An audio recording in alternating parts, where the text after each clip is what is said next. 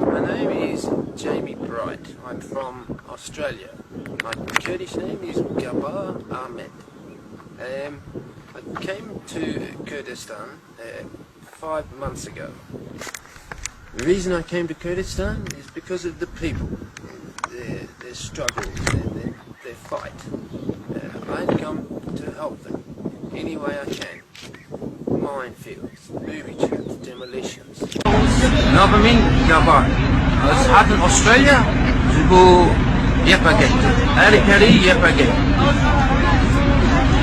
YPG ROJAVA كردستان يبوا أزاد از بيجم مرحبا هباوز من وسا كابتن